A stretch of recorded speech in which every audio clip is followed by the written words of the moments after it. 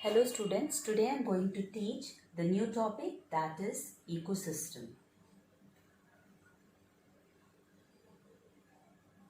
Ecosystem. If you go outside and you observe your surrounding, you will find all the things that are dependent on each other, directly or indirectly for their existence. Everything that surrounds and affects the life of an organism is called environment. So, if you see the definition of environment, what you can write? Everything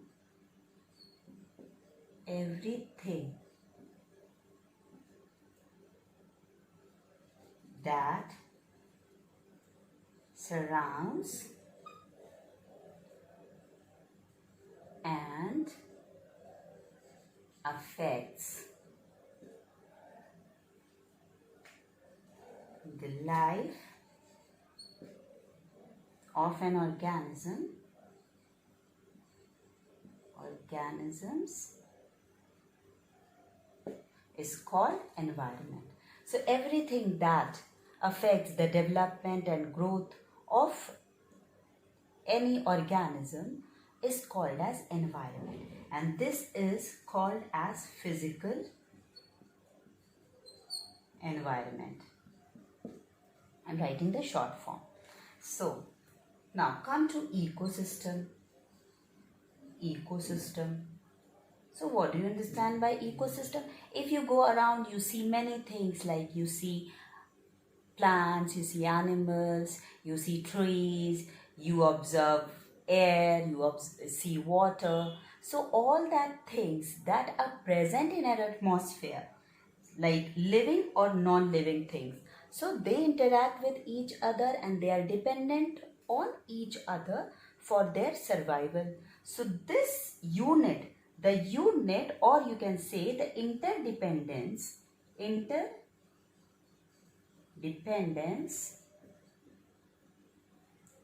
of plants,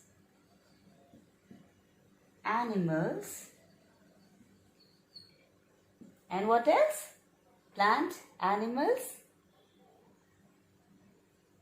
Interdependence of plants and animals to the physical environment is termed as ecosystem. So you see that if you go outside, you will see the plants, animals, and the physical environment, you will feel it. So these things are interdependent on each other, and together the whole unit is called as ecosystem. Whole unit of living things and non-living things forms ecosystem. Now come to the various components, or you can say components. So there are two components or factors of ecosystem. Two factors of ecosystem. First is biotic factors and the second is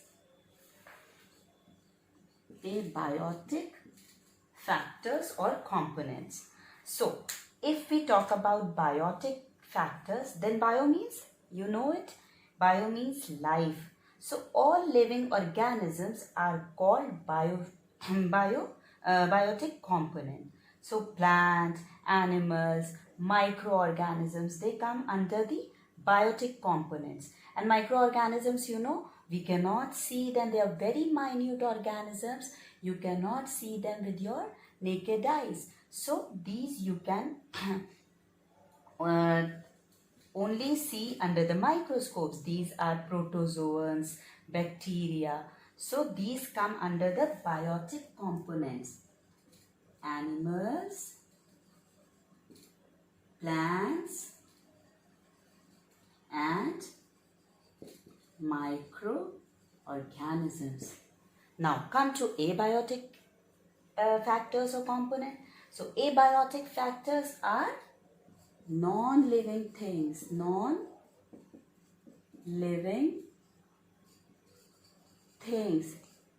In this we can talk about water, light, air, etc.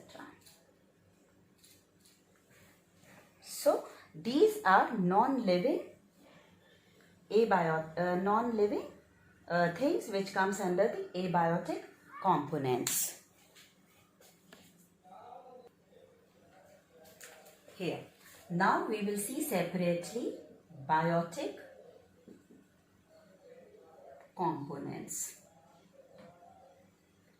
Biotic components, I have already told you that these are plant, animals and microorganisms, and they influence the life of other organisms directly or indirectly. Now, on the basis of how living organisms get their food, they are classified into different 4 categories. So, first category is of producers. Second category, they are called as consumers. Then the third category is called scavengers. And the last category is decomposers. Fourth category of biotic component is decomposers. Now we will see what are producers. So what are producers? Producers means anything that are producing something. So if we talk about the producers are those organisms that make their own food. Producers are those organisms that make their own food. So can you think the best example of this? Yes, plants. Plants are the producers, or they are also producers, are also called as autotrophs. Autotrophs means they are making their own food, and these are called as autotrophs other than producers, which I have told you that consumers, scavengers, decomposers, they all are heterotrophs. Why they are heterotrophs? Because they cannot make their own food and they are dependent on another for their food. So the example is plant. Now come to consumers. This was first category, producers. Now second is consumers.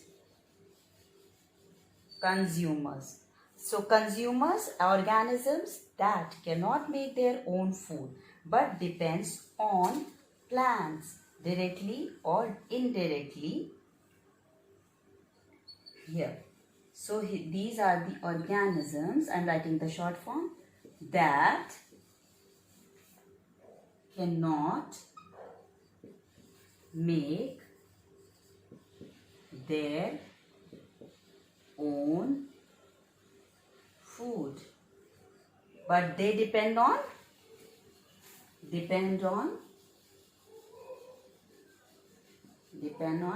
plants. So they depend on plants. Green plants, they can make their own food by the process of photosynthesis. Now, these consumers are further divided into 3 subcategories.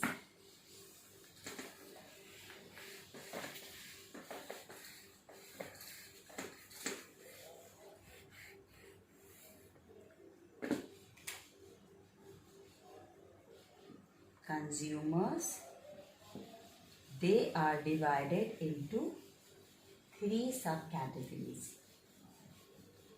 First category is called as primary consumers. Primary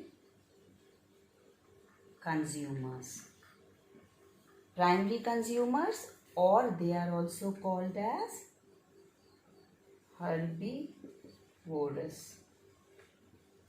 Why they are called herbivorous? Because these are the animals that eat only green plants or plant products. So these animals eats only green plants or their products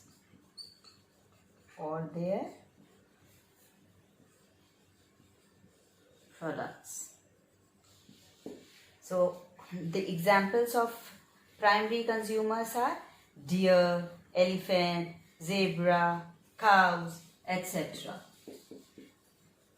Deer, cow, zebra, etc. Now, the next category is subcategories secondary consumers. The next subcategory is secondary consumers or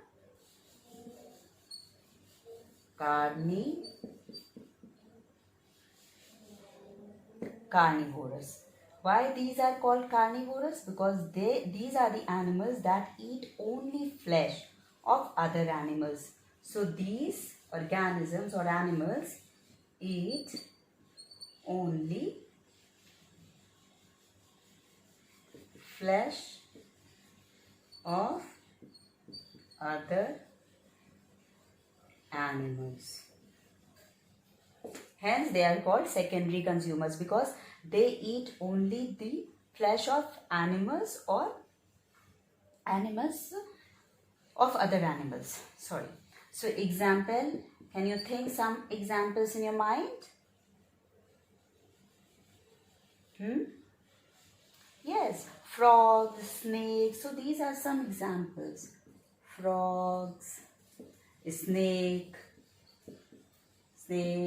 lizards. So these are some examples which eat the flesh of other animals. Now, the third subcategory is tertiary consumers. So I am rubbing this.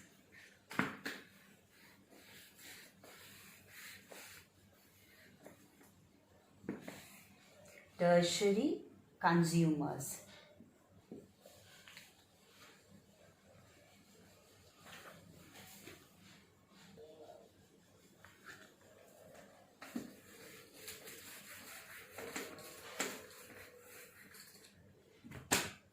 Tertiary consumers are also called as top consumers. So they are the third subcategory and these are the animals that eat secondary consumers. So these animals eat secondary consumers. Secondary consumers are what? Frog, snake. So in this, if we see the examples, then we can say lion, tiger. So these are the sub-examples which eat the secondary consumers. Now, so this is all about the second category consumers. Now I would like to share the third category, that is scavengers.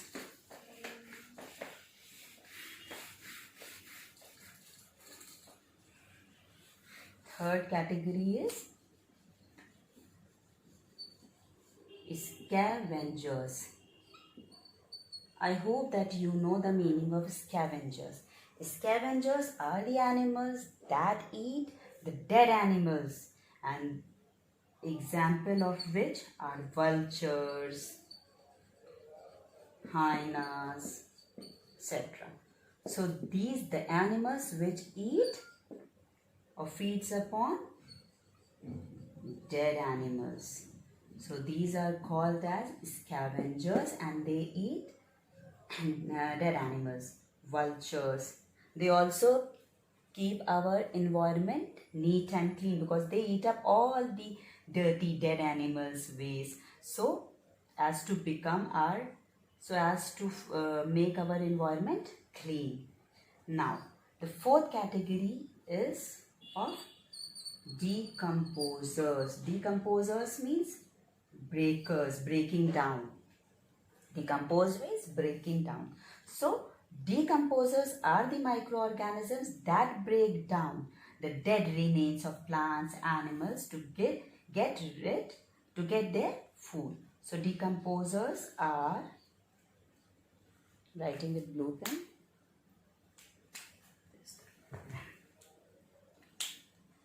decomposers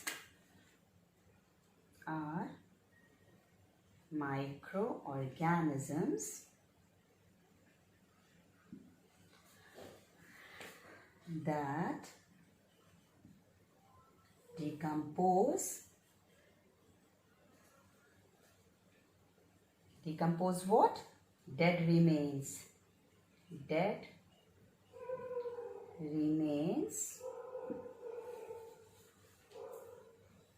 of plants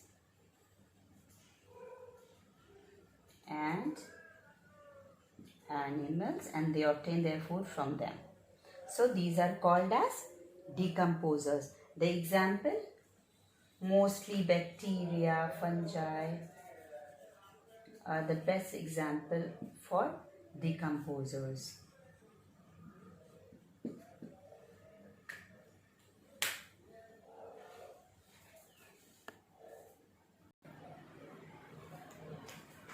Now the next I will talk about abiotic components or factors. Abiotic component. And abiotic components, I have already told that these are non-living things such as gases, air, water, soil, etc. So first abiotic component I am taking with you is light. So students, you all know that light, the sun, is a primary source of light on earth.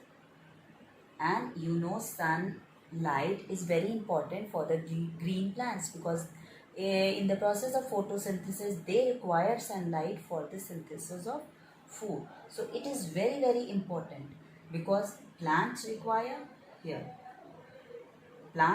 sunlight for the process of photosynthesis to make their food.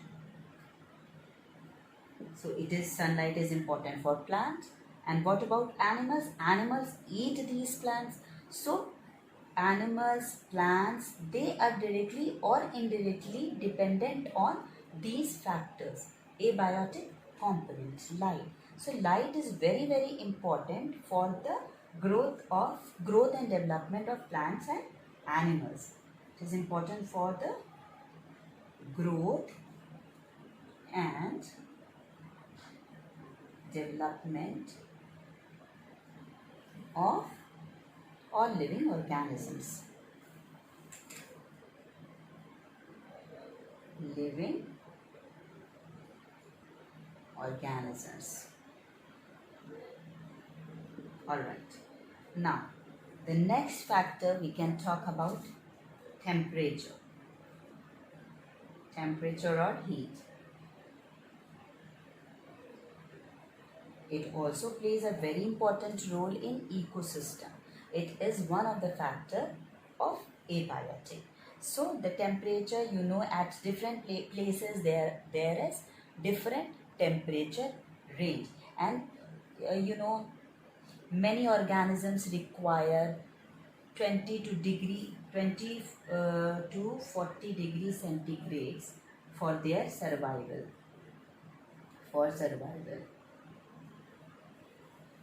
So here the temperature at different place varies from place to place, and also it varies in different seasons. Most of the organisms living very comfortably at this range of temperature, degree centigrades. So temperature plays a very important role in ecosystem. Now, if we talk about water, yes, it is another a very important abiotic factor for all organisms, whether they are plant, animals, microorganisms. So all living organisms, they need water for their survival. What happens if we talk about plant? Then you must remember that water is required for the synthesis of photosynthesis. For the synthesis of food in photosynthesis. So water is also required by the plants to make food, and if you remember, seeds also germinate. They require water for their germination, and seeds are also transmit from one place to another in the medium, which is medium acting as water. Water is acting as medium.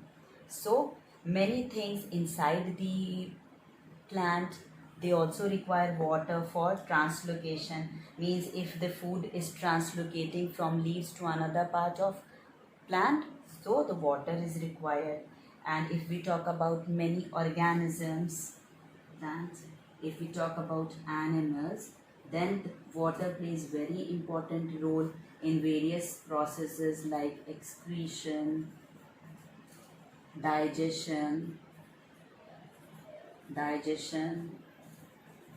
circulatory system, etc.